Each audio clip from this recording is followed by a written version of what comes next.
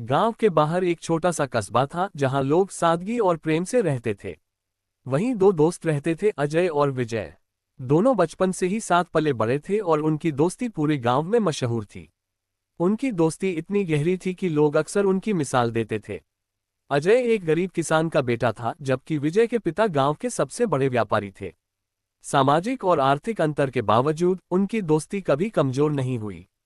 दोनों हमेशा साथ रहते, खेलते, पढ़ते और एक दूसरे की मदद करते। संघर्ष का दौर, समय बीतता गया और दोनों बड़े हो गए। अजय पढ़ाई में बहुत तेज था, लेकिन उसकी आर्थिक स्थिति इतनी अच्छी नहीं थी कि वह आगे की पढ़ाई जारी रख सके। दूसरी ओर विजय के पास पैसे की कोई कमी नहीं थी, लेकिन वह पढ़ाई में औसत था। अजय की काबिलियत को देखते हुए उसके स्कूल के अध्यापक ने उसे शहर जाकर पढ़ाई जारी रखने की सलाह दी। लेकिन अजय के पास फीस भरने के लिए पैसे नहीं थे। ये सुनकर विजय बहुत उदास हुआ।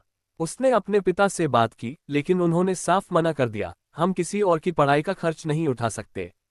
दोस्ती अपनी जगह, लेकिन व्यापार अलग चीज होती है। विजय बहुत दुखी हुआ, लेकिन उसने हार नहीं मानी। उसने अपनी जेब खर्च के पैसे बचाने शुरू कर दिए और रात में चुपके से छोटी मोटी नौकरियां करने लगा।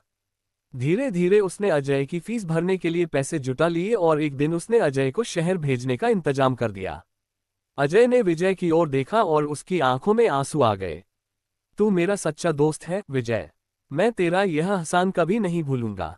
समय का फेर, अजय शहर चला गया और अपनी मेहनत के बल पर पढ़ाई में दिन रात मेहनत करने लगा। उधर विजय अपने पिता के कारोबार में जुट गया।